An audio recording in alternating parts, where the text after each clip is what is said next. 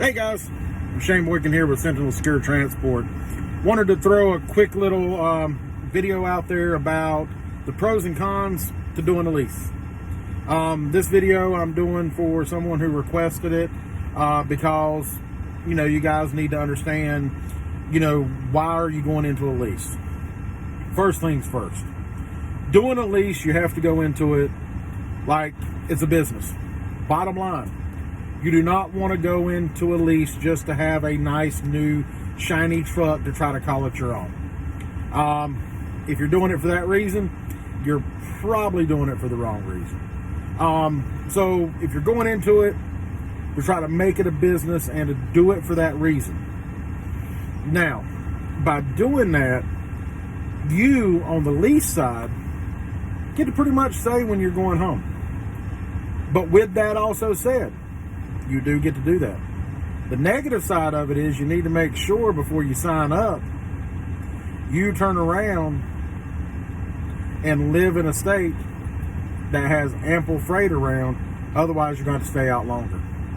And you're not going to be able to go home as much. So there's a pro and con there. The other thing is, you can decide when you want to shut down. If you want to do a 34-hour reset like I do every week, I take it. There's some weeks that I'll run off fallback hours, but most of the time I do a 34-hour reset. All I got to do is say, hey, I don't want to run today, or let's do a half day, whatever. So the pros to that is I can choose when I want to take a little time off. By being a company guy, you got to run when the company wants you to run. You got to get up as soon as that 10 hour is up, all of that kind of stuff. I pretty much run almost like a set schedule. I try to run from about 4 in the morning till whenever. As a company driver, you're running based off your clock. When it's up, you're over, you're done, you got to go. So, again, there's a pros and a cons on the hours. You got the company driver that's got to run, and then you got the lease op side. I'm sorry, guys. I just got distracted by literally a herd of deer running by here at this shipper. But that's the two sides of it. You can, as a company driver, you got to do as the company says. Lease op, you can turn around and take time when you want to take time. The other thing is when we're talking about money. A lease, the reason you have to do it as a business is, for one, you're picking up all the expense. You're taking that money that someone else would pay, and you're paying it. For example, I'm paying about, right now in the particular lease that I'm in, I pay about $660 a week just for the truck. In a year, that's about $34,000. In fuel, I'm spending somewhere between $30,000 and $40,000 a year just in fuel. Now, if you are a company driver and you're out here running, you're burning fuel, you're idling too much, you're doing whatever, what you got to remember is that's company money. That's not the driver's money. So a lot of drivers don't care how they treat the trucks, do what they do, and don't worry about that expense. So that's a pro. That's a pro because you ain't got no worries. And then as a lease operator, you got to worry about how much fuel you're going to spend. How much is it going to be? Watch your mileage, all of that kind of stuff, because you can save a lot of money. Now, for instance, with me, I'm a lease op. I don't have an APU on this truck. Company drivers have an APU. I don't have an APU currently on this truck. Now, in October, I am going into what's called our long-term lease with ATS, and I'll have a 4-year lease that will turn around and allow me to have an APU unit, and from there, I will save a lot of money because right now I throw away about $200 to $300 a week out the tailpipe idling. My truck pretty much runs 24 hours a day. So there's a negative with some leases. if you're going to do a lease, at least make sure the truck has the opt idle at least turned on if you don't have an APU. Opt idle can help you save there as well. Unfortunately, I don't have that option with this particular lease. Now, another pro to being an owner-operator is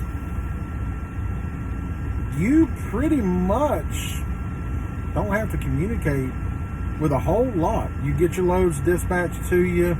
If you don't think it's paying well enough, the thing that I'll tell you is don't turn down a load. Communicate, hold that conversation. Again, treat it like a business.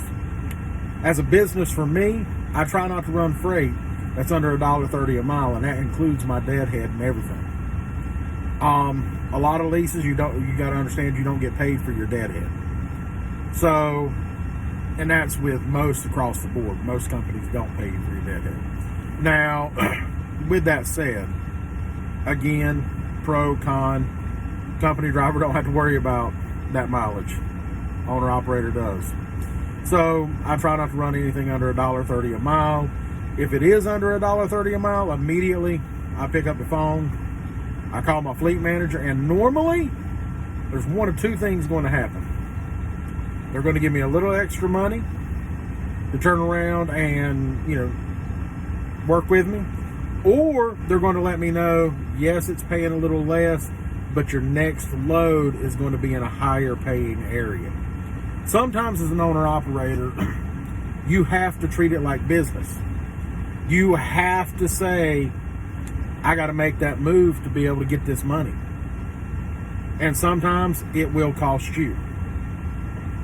But, for instance, I deadheaded 2 hours, 120 miles to get to the area that I'm at now.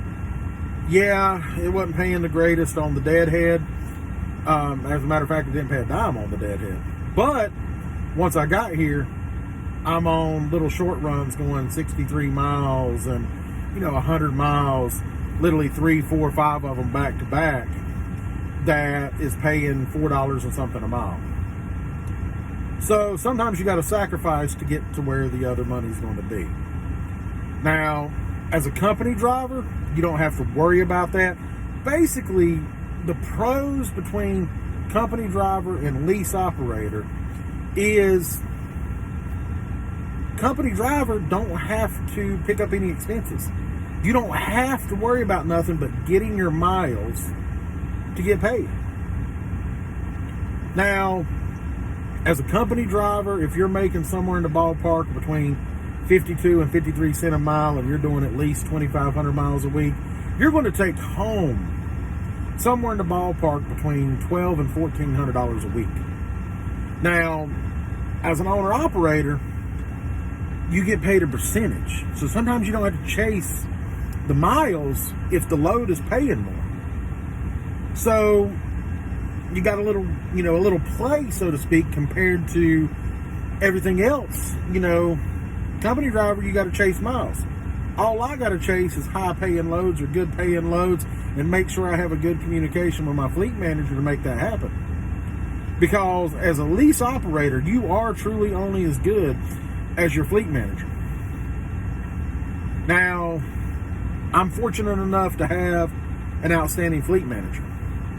So when we talk about pay and we talk about a couple of things like that, I'm not going to sit here and guarantee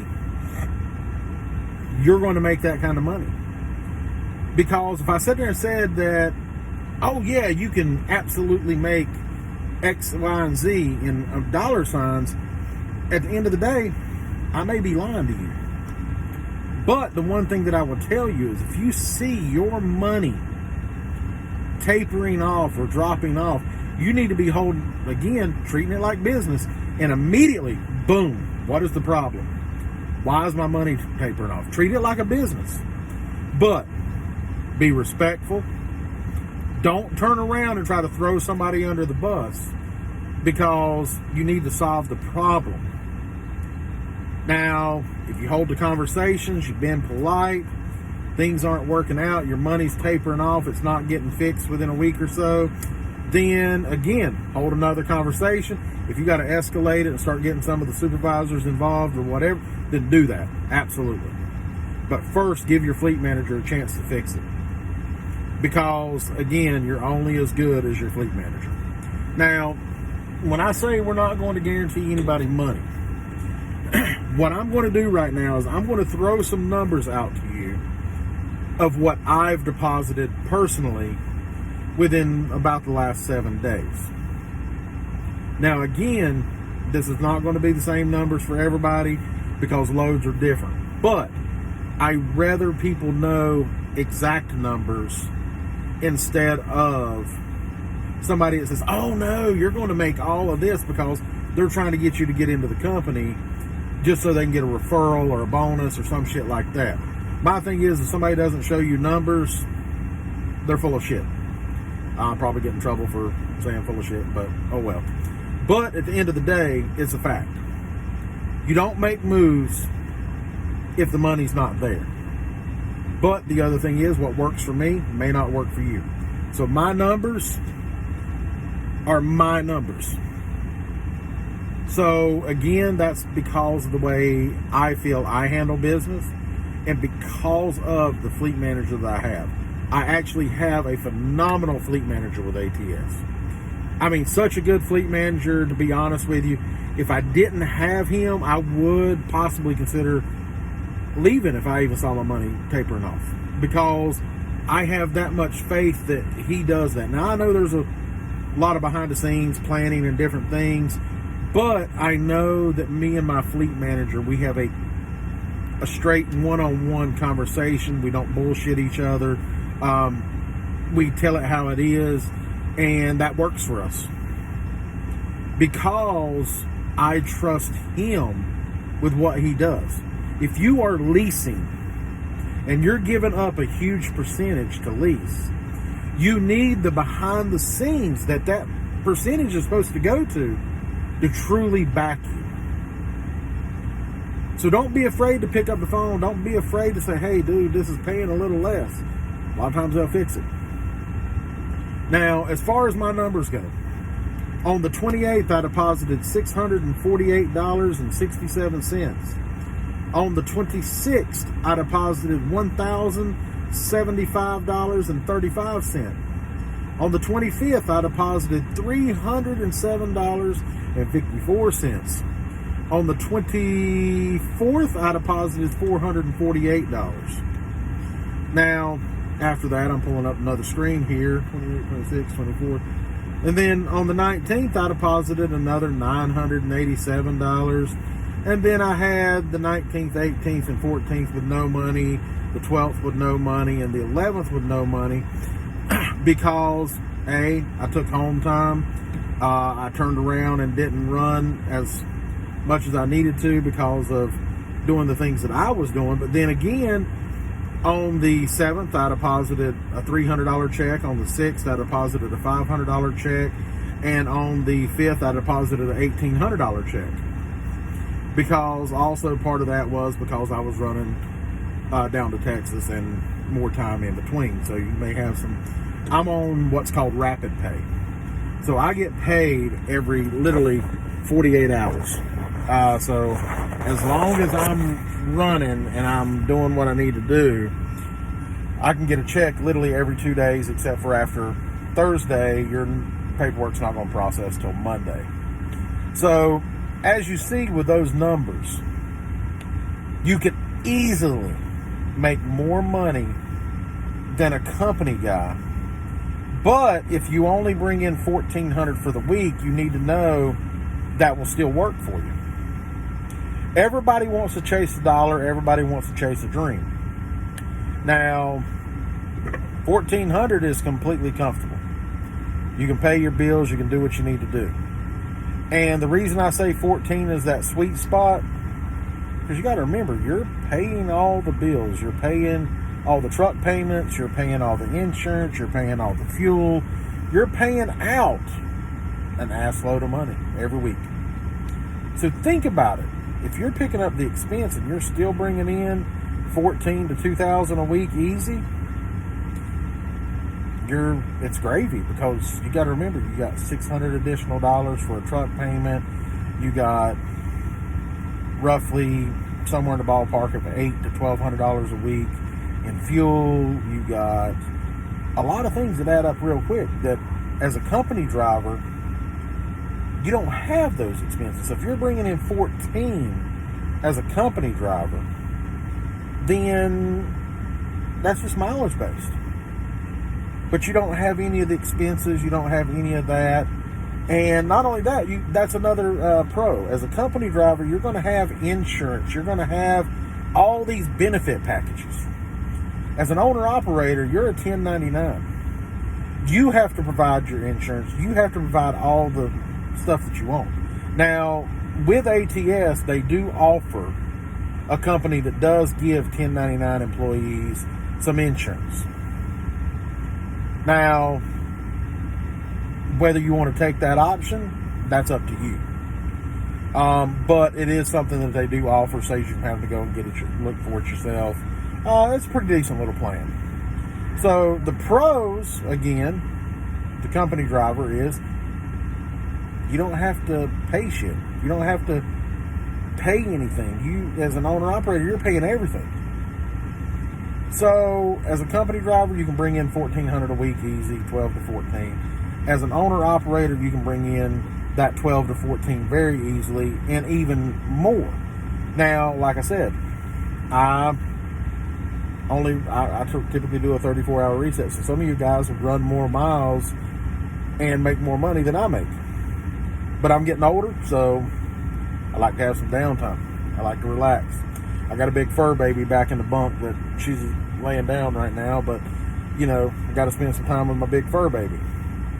But at the end of the day, the pros to leasing compared to company driver is, the main thing is, company doesn't have to worry about anything other than running the load, getting it there, and working the way the company wants you to work.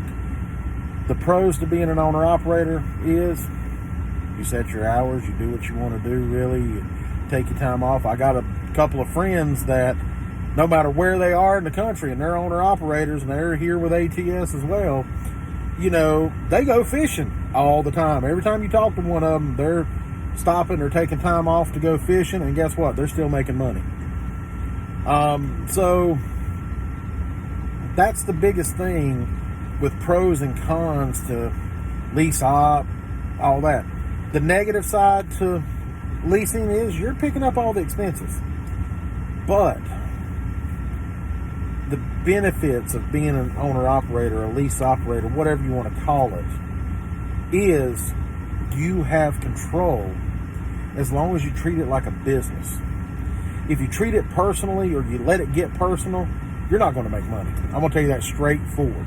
If you let your emotions get too deep into how you're going to run your truck, how you're talked to, or some shit like that, you know, oh, I don't want to run, I don't want to do that, I don't want to, you know what?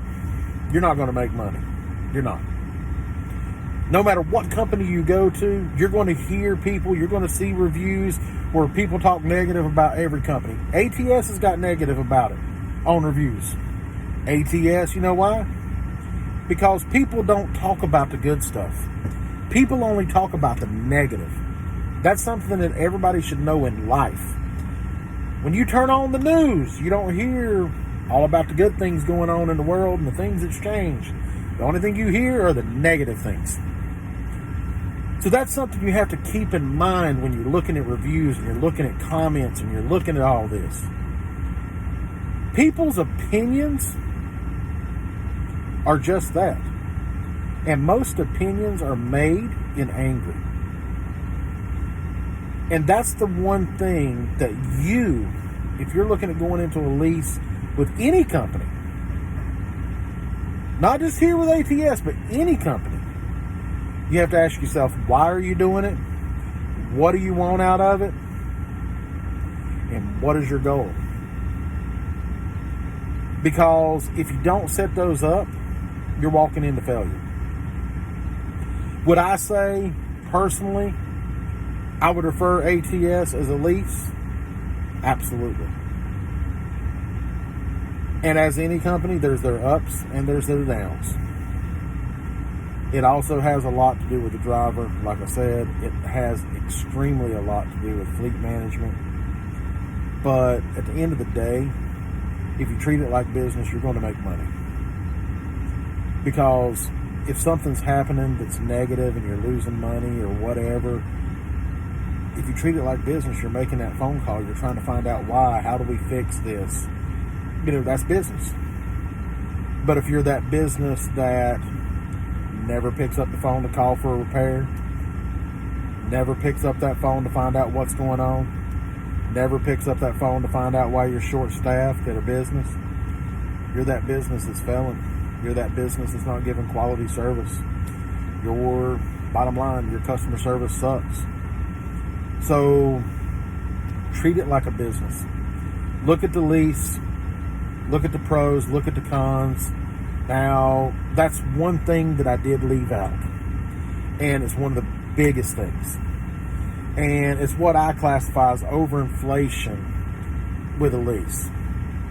The current lease that I'm in is valued at $194,000 lease for a truck. Now, the thing with that is because it is a lease, a true lease, it's bumped up because you're paying the interest. You're not really paying toward the balance of the truck. You're paying that interest off first because it's a lease. So that's why it seems, damn, a truck for $194,000. You're right, because you can go to a dealership and get one for $140,000. And the reason I know that is because I've looked up trucks to buy brand new compared to what I'm in now. Now, come October, like I said, I'll be ending this 2-year lease. At the end of this 2-year lease, I receive an additional $6,000 that the company gives me for lease completion bonus. Now, when I say $6,000, it was actually, I think, $8,000 originally, because I think I already received $2,000 when I finished my first year, and my second year I get the additional $6,000. Now, what I'm doing is I'm switching over to, we have 3 programs at ATS. We have your standard lease, we have your long-term lease, and we have your TAP program. Now, I'm going to break down the 3 different leases real quick. Standard lease is what I'm doing now, where I'm paying a fortune for a truck, and my intentions are not to own that truck. I'm leasing it. So there's that. Then you have your long-term lease. Long-term lease is where I put down $10,000 on that truck. And to be honest with you, I'm not even putting down $10,000 on that truck. And what do I mean by that? Is when I complete my lease, I have roughly $6,000 in my escrow account for my maintenance. The only thing the company is going to do is take that escrow money, reset the truck. Out of that $6,000, I'll have probably about 42 or so left over after they clean the truck, reset the truck, blah, blah, blah. But then I also have the lease completion bonus, so I'm going to take those, put them together, let them keep all that money. Guess what? No money out of my pocket. I didn't miss it anyway because they were taking it every week and putting it into that maintenance account and those escrows. So that's money I didn't miss anyway. So I'm handing it over. I'm giving it back to them, saying, hey, here you go. And we're going to start over with the maintenance plan. Let it build back up. Now, with a long-term lease, you have a little bit more flexibility as far as what you do with the truck. They don't want you drilling holes. They don't want you doing all that kind of crap. They want you keeping it as nice, clean, and neat, just in case something happens or you decide to leave from it, you can walk away. Now, I also get, with the long-term lease, I get to pick whichever type of truck that I want, which is Freightliner, Volvo, Peterbilt. Freightliner, Peterbilt, and Volvo. I'm currently in a 2019 Freightliner. I'm going to be going into one of the new 2020 Volvos. Now, I know, guys, I know. Before you jump all over me about going to the Volvo and all that, hey, I'm a big boy if you can't tell. Volvo's got room. So this fat boy's going to a Volvo. But yeah, long-term lease, at the end of it, I'm going to pay $147,000 for the truck, pay $10 less, pay about $660 a week for the new long-term lease on the payments, and then at the end of the 4 years, I'd have $20-something thousand to have to pay to buy the truck. Now, there's the other program, which is a TAP program.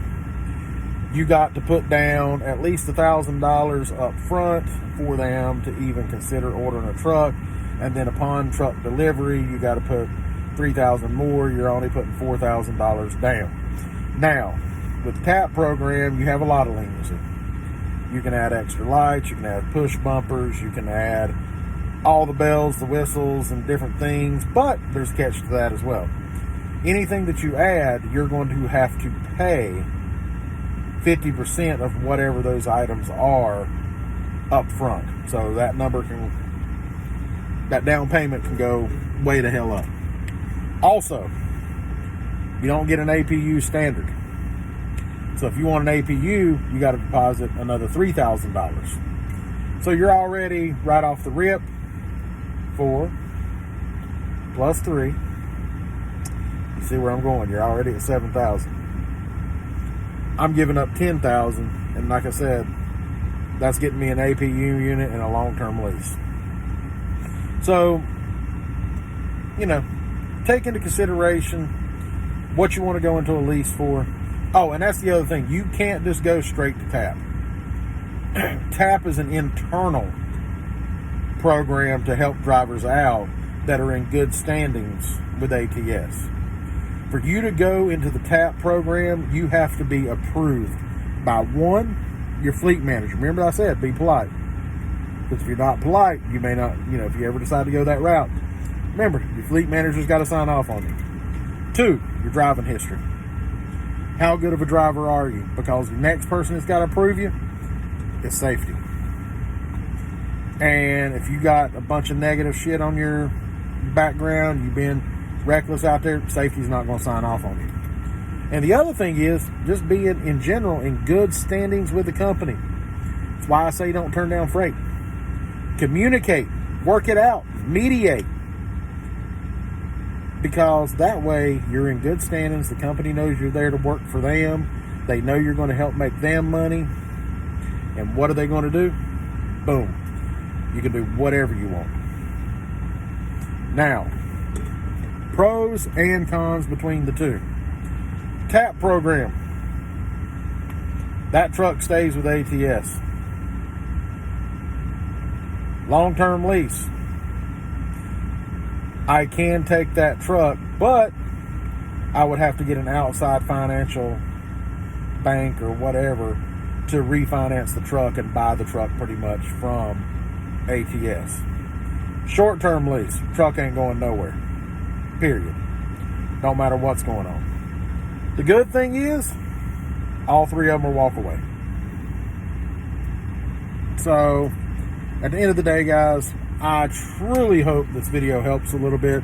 As you know, I'm still new to throwing stuff out here, trying to make pretty little videos and, give you some advice. So, if you got critiques, you got a little something to throw at me, throw it to me. If you want to see something, if you want me to make a video, if you want me to potentially, do a video on something else, because this video was completely expired by somebody who watched one of my videos and said, hey, would you do a video on pros and cons?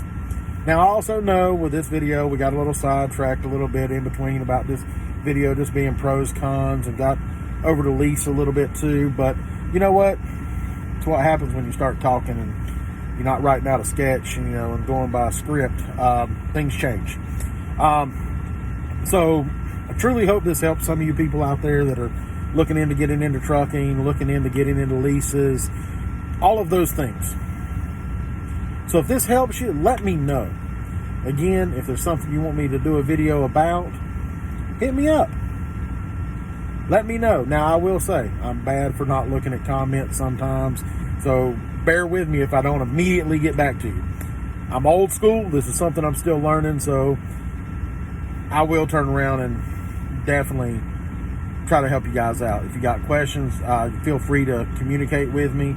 I've got 2 drivers right now that I'm talking with currently that are looking to come over to ATS. One of them used to even be a former employee that reached out to me that had more time with ATS than I've got with ATS. So at the end of the day, always do you. Be safe out there on the road. And myself and my company, Sentinel Secure Transport, appreciates you guys out there watching this video. So, hope it helps. Have a good day, guys.